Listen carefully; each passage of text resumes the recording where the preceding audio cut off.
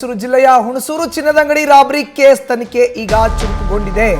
ಮೈಸೂರು ಜಿಲ್ಲೆಯ Hunsur ಚಿನ್ನದಂಗಡಿ robbery case ಏನಿತ್ತಲ್ಲ ನೆನ್ನೆ ಆಗಿದೆಯಲ್ಲ ಅದು ಈಗ ಚುರುಕುಗೊಂಡಿದೆ. 5 ಇನ್ಸ್ಪೆಕ್ಟರ್ ನೇತೃತ್ವದಲ್ಲಿ 5 ವಿಶೇಷ ತಂಡಗಳನ್ನ ಪೊಲೀಸರು ರಚನೆ ಮಾಡಿದ್ದಾರೆ. ಈಗ ಸಿಸಿಟಿವಿ ದೃಶ್ಯವನ್ನ ಆಧರಿಸಿ ಆರೋಪಿಗಳ ಮುಖಗಳನ್ನು ಈಗ ಪತ್ತೆ ಹಚ್ಚಲಾಗಿದೆ. ಆರೋಪಿಗಳು ಭಾವಚಿತ್ರ ಈಗ ಗೊತ್ತಾಗ್ತಾ ಇದೆ. ಪೊಲೀಸರು ತಲಾಶ್ ಹಿಂದೆ ಹಿಂದಿ ಭಾಷೆ ಮಾತನಾಡ್ತಿದ್ರು ಆ 5 ಅನ್ನೋದು ಗೊತ್ತಾಗಿದೆ. ಆರೋಪಿಗಳು ನಂಬರ್ ಪ್ಲೇಟ್ ಇಲ್ಲದಂತ ಬೈಕ್ನಲ್ಲಿ ಬಂದಿದ್ರು ಕಳ್ಳರು.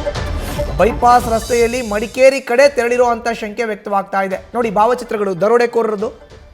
ಹೆಲ್ಮೆಟ್ ಹಾಕೊಂಡಿದ್ದಾರೆ, ಚಿನ್ನದ ಅಂಗಡಿಯನ್ನು ದರೋಡೆ ಮಾಡ್ತಾ ಇದ್ದಾರೆ. ಬೆರಳೆಣಿಕೆಯಷ್ಟು ನಿಮಿಷದಲ್ಲಿ ಇವರು ಚಿನ್ನದ ಅಂಗಡಿಯನ್ನು ದರೋಡೆ ಮಾಡಿದ್ದಾರೆ. ಮೈಸೂರು ಜಿಲ್ಲೆಯ ಹುಣಸೂರಿನಲ್ಲಿ ಆಗಿರುವಂಥ ಚಿನ್ನದ ಅಂಗಡಿಯ ದರೋಡೆ ಪ್ರಕರಣ ಇದು. ಕೇರಳ, ಮಡಿಕೇರಿ, ಹಾಸನಕ್ಕೆ ತೆರಳಿದೆ ಒಂದೊಂದು ತಂಡ. ಮಾಹಿತಿಯನ್ನು ನೀಡ್ತಾರೆ ನಮ್ಮ ಪ್ರತಿನಿಧಿ ರವಿ ಪಾಂಡವಪುರ. ಈಗ ದೂರವಾಣಿ ಸಂಪರ್ಕಕ್ಕೆ ಸಿಕ್ಕಿದ್ದಾರೆ. ರವಿ, ಈಗ ಪೊಲೀಸರು ಆರೋಪಿಗಳ ಭಾವಚಿತ್ರವನ್ನ, ಮುಖಚರ್ಯೆಯನ್ನ ಗುರುತು ಮಾಡಿದ್ದಾರೆ. ನಂಬರ್ ಪ್ಲೇಟ್ ಇಲ್ಲದ ಬೈಕ್ ನಲ್ಲಿ ಅವರು ಹೋಗಿರೋದು. 5 ತಂಡ ಕೂಡ ಈಗ ರಚನೆ ಮಾಡಿಕೊಳ್ಳಲಾಗಿದೆ. ರವಿ, ಮಧುಸೂದನ್, ಖಂಡಿತವಾಗ್ಲೂ ನಿನ್ನೆ ಮಧ್ಯಾಹ್ನ ಮೈಸೂರು ಜಿಲ್ಲೆ ಹುಣಸೂರು ಪಟ್ಟಣದ ಹೃದಯ ಭಾಗದಲ್ಲಿ ಇರುವಂತಹ ಟೈ ಚಿನ್ನದ ಅಂಗಡಿ ಅಂಡ್ ಡೈಮಂಡ್ ಜ್ಯುವೆಲರಿ ಶಾಪ್ ನಲ್ಲಿ ಏಕಾಏಕಿ 5 ತಂಡ 2 ಬೈಕ್ಗಳಲ್ಲಿ ಬಂದು ದರೋಡೆಯನ್ನ ಮಾಡಿ ಎಸ್ಕೇಪ್ ಆಗಿದ್ರು.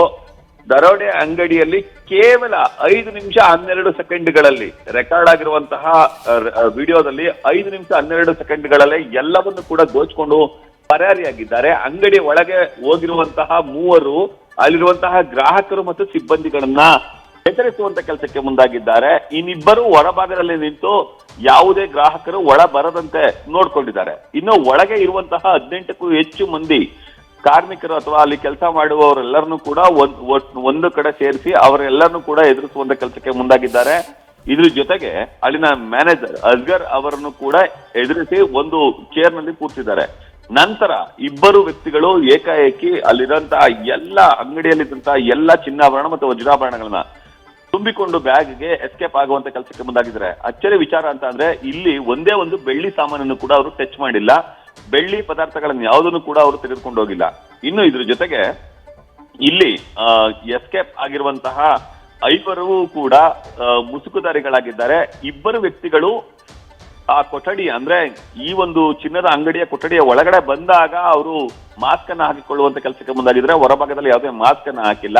ಇನ್ನು 3 ಮಾತ್ರ ಹೆಲ್ಮೆಟ್ ಮತ್ತು ಮಾಸ್ಕ್ ಅನ್ನು ಧರಿಸಿ ಒಳನುಗ್ಗಿದ್ದಾರೆ. ಇನ್ನು ಉಳಿದಂತೆ ಒಬ್ಬ ವ್ಯಕ್ತಿ ಒಂದು ಹೆಲ್ಮೆಟ್ ಅನ್ನ ಅದೇ ಚಿನ್ನದ ಅಂಗಡಿಯಲ್ಲಿ ಬಿಟ್ಟು ಹೋಗಿದ್ದಾನೆ. ಹೀಗಾಗಿ ಹೆಲ್ಮೆಟ್ ಆಧರಿಸಿ ಹಾಗೂ ಮುಸುಕುದಾರಿಗಳ ಫೋಟೋವನ್ನ ಆಧರಿಸಿ ಪೊಲೀಸರು ತನಿಖೆಗಿಳಿದಿದ್ದಾರೆ. ಸದ್ಯ 5 ಇನ್ಸ್ಪೆಕ್ಟರ್ಗಳ ನೇತೃತ್ವದಲ್ಲಿ 5 ತಂಡವನ್ನ ಮೈಸೂರು ಜಿಲ್ಲಾ ಪೊಲೀಸ್ ವರಿಷ್ಠಾಧಿಕಾರಿಗಳಂತಹ ವಿಷ್ಣುವರ್ಧನ್ ಅವರು ಈಗ ರಚನೆ ಮಾಡಿದ್ದಾರೆ. ಅದರಲ್ಲಿ ಒಂದು ತಂಡ ಈ ಒಂದು ಮಾಲೀಕ ಅಂದ್ರೆ ಶಾಪ್ ನ ಮಾಲೀಕ ಮೂಲ ಕೇರಳದ ವ್ಯಕ್ತಿ ಆಗಿರುವ ಕಾರಣಕ್ಕಾಗಿ ಕೇರಳಕ್ಕೆ ಒಂದು ತಂಡ ಹೋಗಿದೆ. ಮತ್ತೊಂದು ತಂಡ ಮಡಿಕೇರಿ, ಮತ್ತೊಂದು ತಂಡ ಮೈಸೂರು, ಮತ್ತೊಂದು ತಂಡ ಹಾಸನ ಹಾಗೂ ಒಂದು ತಂಡ ಹುಣಸೂರು ಪಟ್ಟಣದಲ್ಲಿಯೇ ಈ ಆರೋಪಿಗಳ ಮಾಹಿತಿಯನ್ನ ಕಲೆ ಹಾಕುವ ನಿಟ್ಟಿನಲ್ಲಿ ಮುಂದಾಗಿದ್ದಾರೆ. ಇವತ್ತು ಸಂಜೆ ಒಳಗೆ ನಾವು ಆ ಆರೋಪಿಗಳನ್ನ ನಾವು ಯಾವುದೇ ಕಾರಣಕ್ಕೂ ಬಿಡೋದಿಲ್ಲ, ಬಂಧಿಸ್ತೀವಿ ಅನ್ನೋ ಒಂದು ಮಾಹಿತಿಯನ್ನ SP ವಿಷ್ಣುವರ್ಧನ್ ಅವರು ನ್ಯೂಸ್ ಫಸ್ಟ್ಗೆ ತಿಳಿಸುವಂತ ಕೆಲಸಕ್ಕೂ ಕೂಡ ಮುಂದಾಗಿದ್ದಾರೆ. ಮಧುಸೂದನ್, ಧನ್ಯವಾದ ರವಿ ನಿಮ್ಮ ಮಾಹಿತಿಗೆ.